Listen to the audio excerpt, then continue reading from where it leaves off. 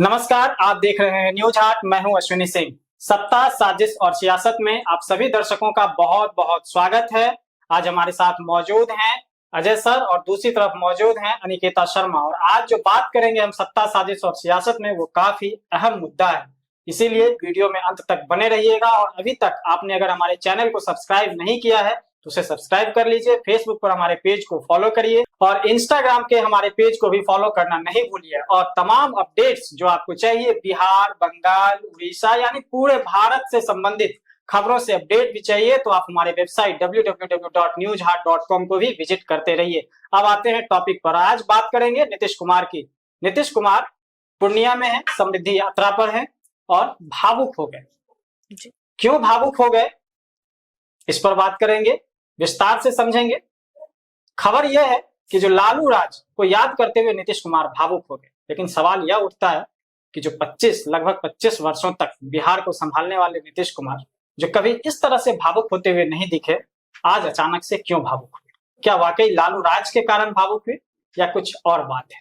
इस पर विस्तार से समझेंगे। और दूसरी तरफ समझेंगे कि जो एलपीजी को लेकर जो एक, कह लीजिए, क्राइसिस जैसी संभावनाएं बन रही है, या वास्तव में क्राइसिस है या एक प्रोपेगेंडा, इन दोनों खबरों को विस्तार से समझेंगे। और शुरुआत करते हैं नीतीश कुमार से, और इसके लिए चलते हैं अजय सर के पास। अजय सर, नीतीश कुमार आज बोलते बोलते भावुक हो गए लालू राज को याद करके। देखिए, नीतीश कुमार अभी निकले हुए हैं समृद्धि यात्रा पर, है ना। 10 तारीख से ही वो निकले। आज उनका कार्यक्रम था पूर्णिया में और वहां से वह कटिहार गए। लेकिन पूर्णिया की सभा में जो है आज वह भावुक हो गए, है ना, संबोधित करते करते।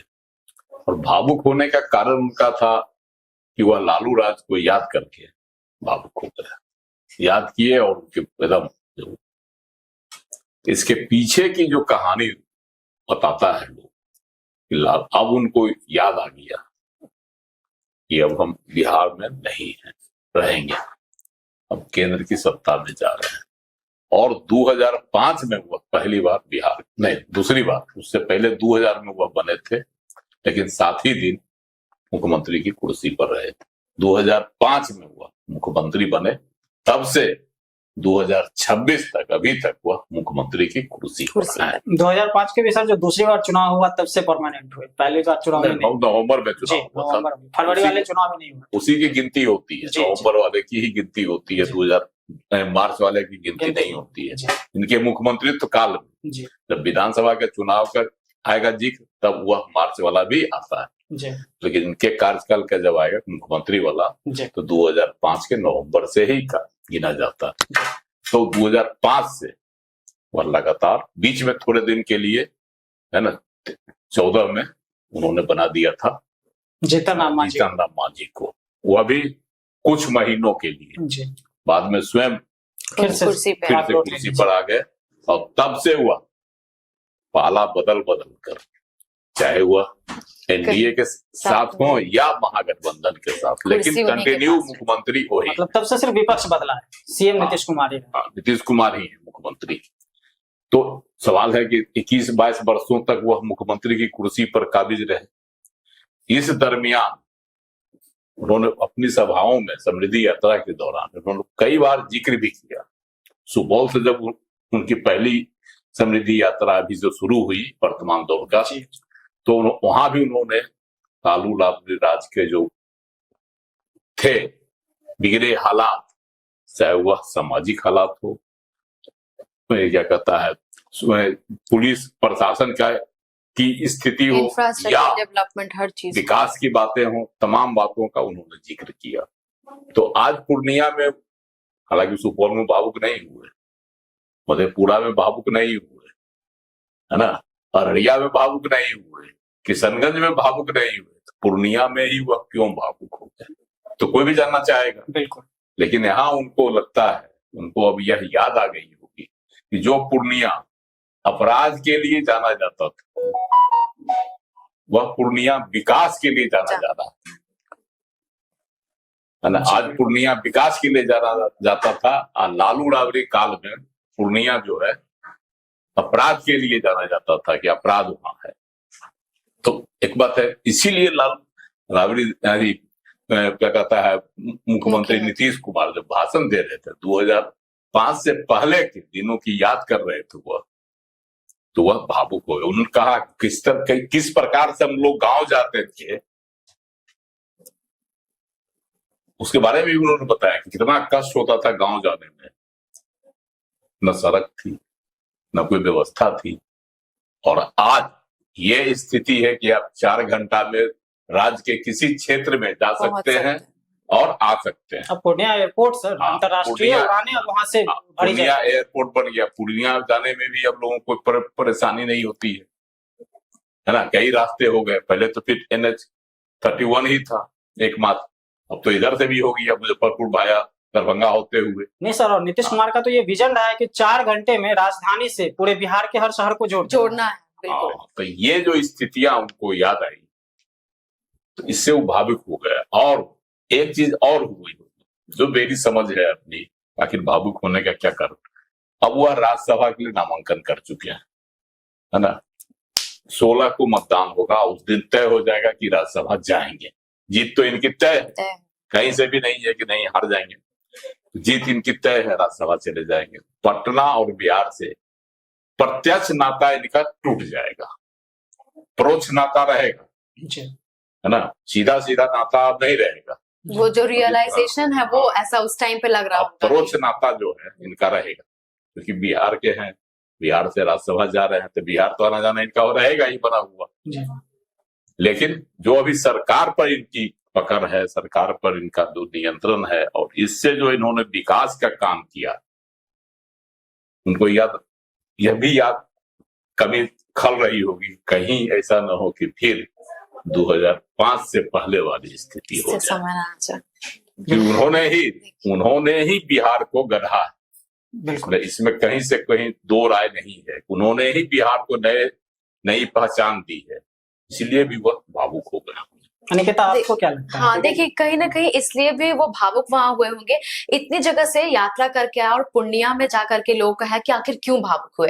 कभी आप ऐसा सोचते हो, वो ऐसा सोचे जो बिहार उनको 2005 से के बाद पहले जो था और मिला उनको हाथ में, उसके बाद वो ऐसा देखे कि एक आप भी खुद सोचते हो कि जब आप किसी मिट्टी के घर में रहते हो, किसी खंडर वाले घर में रहते हो, और उसके बाद आप खुद की मेहनत से जब आप आते हो उस जगह पर देखते हो कि इतना खूबसूरत सा एक बंगला हम बनाए हैं, तो वो चीज को लेकर इंसान खुद ब खुद भावुक हो जाता है कि क्या मिला था मुझे और क्या मैं इस चीज को किया।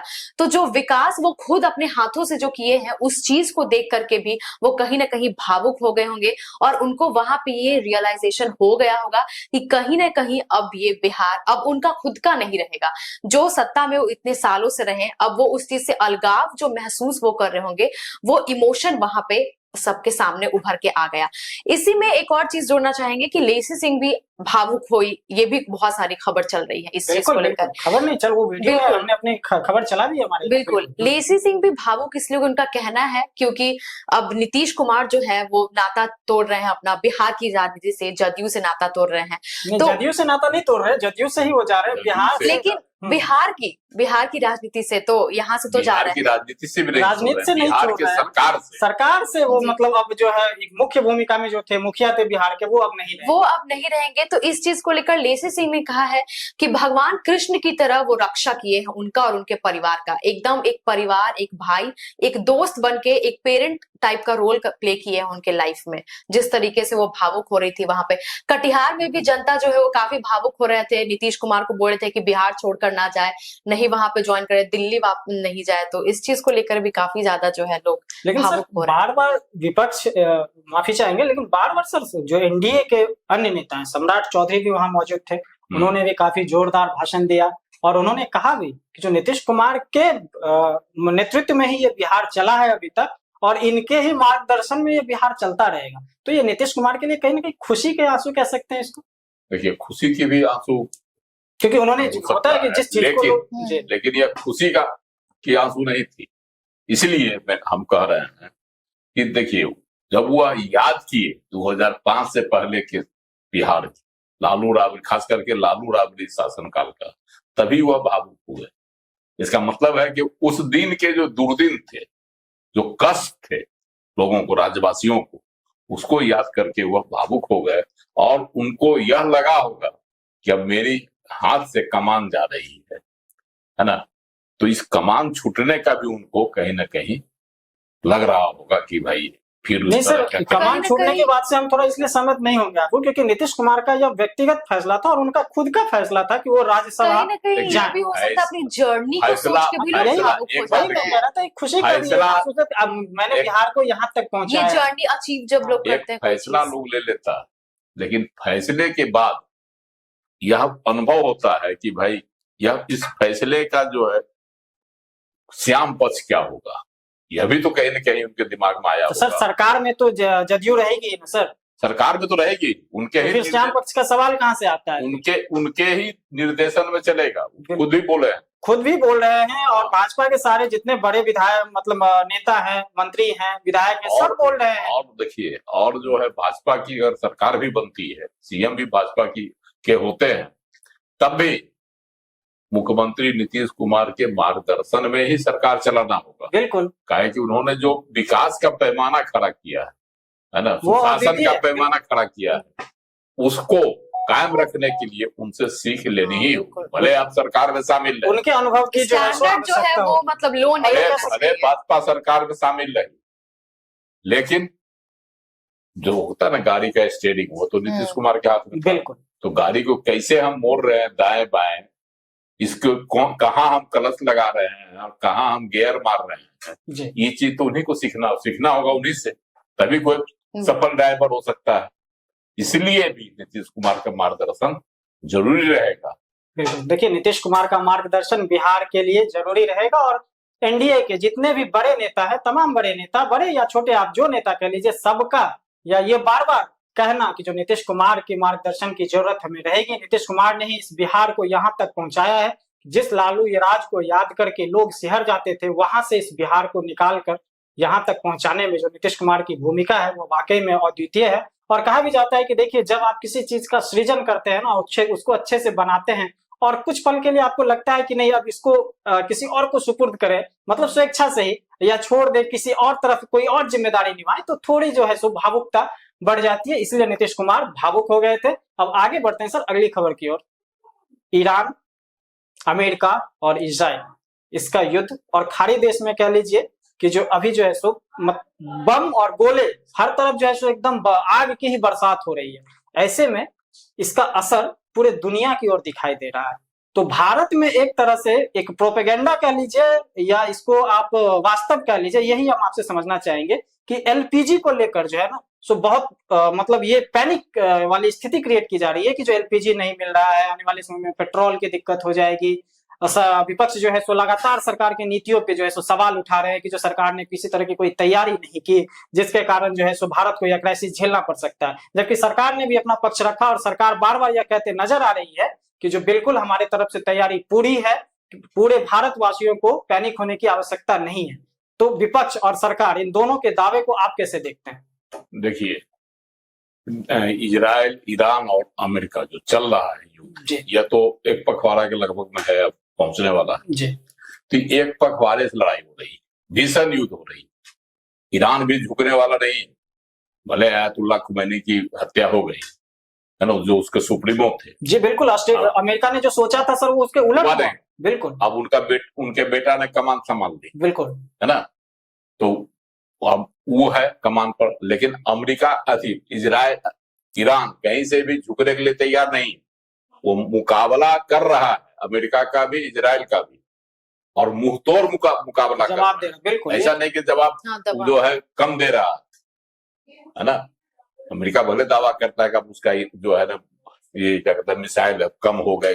बिल्कुल, उन्होंने एयर डिफेंस सिस्टम को ध्वस्त कर दिया या नेवी को ध्वस्त कर दिया, लेकिन ऐसा देखने को नहीं मिल रहा है। लेकिन जो है पानी पिला रहा अमेरिका को भी, ईरान और इजराइल को भी परेशान किए हुए। बिल्कुल, ऐसा नहीं, लेकिन ये लड़ाई उन लोगों की है और असर पड़ रहा है दुनिया के देशों पर। भारत ही नहीं, दुनिया के देशों पर, जिनको जो निर्भर है खाड़ी के देशों पे क्रूड ऑयल को लेकर, पेट्रोलियम के लिए आपको, और क्रूड ऑयल जो है ना, इसके लिए तो आपको निर्भर रहना है, वही गैस के लिए, सबके लिए भारत को ही 80 से 85% वही से मंगाना पड़ता है, आयात करना पड़ता है। तो आयात का प्रमुख जो हिस्सेदार हमारा था वो तो ईरान के ही खाड़ी के ही देश है, तो स्वाभाविक है कि उधर से जो आना था, हॉर्मुज जो है जल डमरू मत जो है इलाका जिधर से आता है जहाज, उसको ईरान ने रोक दिया कि किसी को नहीं जाने देंगे। तो आपके पास गैस कहां से आएगा, तेल पेट्रोलियम कहां से आएगा, तो सारा चीज तो रुक जाएगा। लेकिन एक सांत्वना है देश के लिए और खुशखबरी भी है कि ईरान ने जो है उधर से आने के लिए जो है हम परमिशन दे दिया है कि भारत का जहाज जो है वह जाएगा। यह एक बहुत खुशी की बात है। और एक जहाज जो है पेट्रोलियम पदार्थ लेकर आया भी भारत, तो ये एक है। लेकिन अब इसमें देखना है कि अमेरिका कहीं हस्तक्षेप नहीं करे। अमेरिका भी तो हमेशा दबाव डाल रहा है भारत पर कि यह बड़ी शक्ति नहीं बने, क्योंकि अमेरिका का यह जो अमेरिका की जो सोच वह है कि दुनिया में कोई जो है बड़ी पावर शक्ति नहीं बने जो कोई चुनौती दे। और एक कहीं खबर आई थी कि कहा था अमेरिका का एक जो है ना अधिकारी कि चीन को हम लोगों ने बढ़ावा देकर वो गलती दोबारा नहीं की, वह गलती हम दोबारा नहीं करेंगे। तो यह संकेत किसको दिया? भारत को दिया। लेकिन सर जो बढ़ने वाला होगा उसको तो रोक सकता है क्या सर? मैन पावर की बदौलत ही आज चाइना जो है इतना टेक्नोलॉजी में हर क्षेत्र में आया है, बड़ा बाजार उसका हो गया दुनिया में। तो जहां मैन पावर होता है वह एक शक्ति बन जाता है। ठीक है, भारत के साथ दुर्भाग्य रहा है, कभी तक नहीं बना। लेकिन पावर तो भारत के पास तो इतना संसाधन है जो कमी नहीं है, इसका यूटिलाइज नहीं हो पाया। आप कह सकते हैं कि पिछले सरकारों की नीति में कुछ ना कुछ विफलता रही। लेकिन अब की जो सरकार है वह मैन पावर का उपयोग कर रही है। अमेरिका का घबराना स्वाभाविक है। ये तो कोरोना में भी भारत की अर्थव्यवस्था डमाडोल नहीं हुई, जबकि अमेरिका हिल गया पॉपुलेशन इतना होने के बाद भी भारत में। तो इससे भी घबराहट है। तो ये सब बातें इसलिए जो है हम खाड़ी में युद्ध करने का क्या मायने था कि भाई परमाणु अस्त्र बना रहा है कौन? तो ईरान। ठीक भाई, आपके पास परमाणु बम है कि नहीं? अमेरिका के पास, इजराइल के पास है कि नहीं? तो आप लोग पहले बना दिए, उसके बाद तब दुनिया के कोई देश नहीं बनावे। ठीक है, समझौता है ऐसा, इसका उल्लंघन ईरान कर रहा था, यह भी हम मानते हैं। नहीं, ये तो सर दूसरी तरफ हम लोग डाइवर्ट हो गए। हम लोग आते हैं पहले पेट्रोल तेल। अब उसी का है कि देखिए, जैसे अब पेट्रोल गैस को लेकर भारत में हाहाकार मचा हुआ है। सरकार कहती है कि हमारे पास कोई कमी नहीं, हमारे पास पर्याप्त है पेट्रोलियम पदार्थ और गैस की कोई किल्लत कहीं नहीं है। लेकिन जगह जगह जो है तस्वीरें आ रही है, पूरे देश से आ रही है, हम यही समझना चाहेंगे, लंबी लाइनें लगी हुई है। हम यही अनिकेता से समझना चाहेंगे क्योंकि अनिकेता गई भी थी और बहुत जगह से घूम के आई है। अनिकेता, आपको क्या लगता है कि यह एक प्रोपेगेंडा है, ये पैनिक क्रिएट किया जा रहा है जानबूझ के? वास्तविक स्थिति क्या है? देखिए, मेरे को लग रहा है जितना ज्यादा लोग बढ़ा चढ़ा के बोल रहे हैं उतना ज्यादा वैसी कोई बात है नहीं। क्योंकि आज मैं खुद ग्राउंड पे गई, लोगों से बात भी की, यही कहना रहा कि मतलब अगर आपके पास कार्ड है तो आपको इजिली अवेलेबल हो जा रहा है, मिल जा रहा है। बस फर्क इतना है कि जो पहले लोग रेस्टोरेंट कैफे वगैरह जो बड़े बड़े हैं, होटल्स वगैरह, अगर वो एक दिन में स्टॉक में अगर अब वो लोग अपना 20-25 मंगवाते थे तो वो घट के थोड़ा 10-15 हो गया है। तो बस इतना ही डिफरेंस है। लेकिन ऐसा नहीं है कि मिल नहीं रहा है, हाहाकार मच गया है, लोग जिस तरीके से पैनिक मतलब फैला रहे हैं बाहर में। दूसरा चीज ये भी जोड़ना चाहूंगी, ऐड करना चाहूंगी कि कहीं ना कहीं सरकार इस कोविड के टाइम से उन्हें ये सब चीज का सीख मिल चुका था और कोविड के टाइम से ही गवर्नमेंट जो है वो एक चार्ट जो होता है ना प्रिपेयर कर लेना माइंड में, मैनेजमेंट हाँ, कि ये चीज का आगे फ्यूचर में कुछ भी हो सकता है दिक्कत। तो वो कहीं ना कहीं सरकार जो वो प्रिपेयर है, क्योंकि कोरोना जो हाहाकार उस टाइम मचा था उसके बाद से सरकार अब कहीं ना कहीं हर चीज के लिए प्रिपेयर हो जा रही है कि हाँ ये चीज का कमी होगा तो इस चीज से हल ऐसे निकलेगा। पूरे दुनिया में सबसे बेहतर माना इतना पॉपुलेशन होने के बाद भी। गैस एजेंसियों में अगर आप जाइए तो गैस एजेंसी के जो संचालक हैं या जो मैनेजर है वो बताते हैं कि देखिए गैस की कोई किल्लत नहीं है सर, कि जानबूझकर पैनिक किया गया है। हाँ, फर्क इतना ही है कि पहले जो आप 2 सिलेंडर ले लेते थे महीना में, तो वो अब नहीं मिलेगा। अब 25 दिन के बाद 26वां दिन नंबर लगेगा और 5 दिन में आपको डिलीवरी मिलेगी। तो ये इसलिए क्या, उनका कहना बहुत सही था, इसलिए किया गया है ताकि लोग लेकर कहीं ब्लैक नहीं, कालाबाजारी बिल्कुल। इसलिए यह व्यवस्था लागू की गई है केंद्र सरकार की ओर से, पेट्रोलियम मंत्री की ओर से, मंत्रालय की ओर से। और पेट्रोलियम मंत्रालय जो है, मंत्री जो है हरदीप पुरी, उन्होंने भी कहा कि यह जो है देश में ऐसी कोई हाहाकार, ऐसा कोई हाहाकार नहीं, जानबूझकर विपक्ष के द्वारा फैलाया जा रहा है।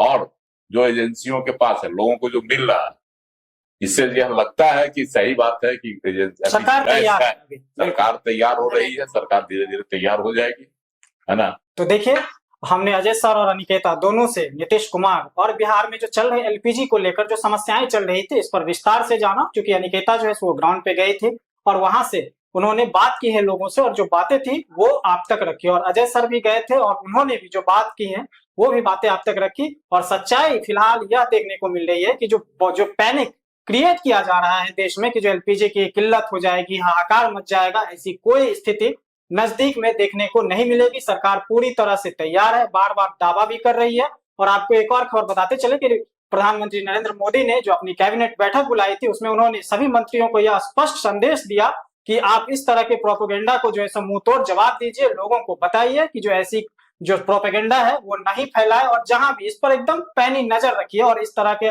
का जो भय का वातावरण है वह देश में नहीं फैले। और एक और चीज की जो स्ट्रेट ऑफ हॉर्मुज से एक जो खबर आ रही है, सूत्रों के हवाले से जो खबर आ रही है कि जो भारतीय जितने शिप हैं उस पर जो है जो ईरान ने उसे अलाउ कर दिया है, वो भारत की ओर धीरे धीरे बढ़ रहे हैं, कुछ एक शिप पहुंचे भी हैं। तो ये एक बहुत राहत वाली खबर है। तो फिलहाल हमारा यह कार्यक्रम आपको कैसा लगा कमेंट सेक्शन में जाके जरूर बताइए। फेसबुक पर हमारे पेज को फॉलो करिए, यूट्यूब पर हमारे चैनल को सब्सक्राइब कीजिए। बहुत बहुत धन्यवाद।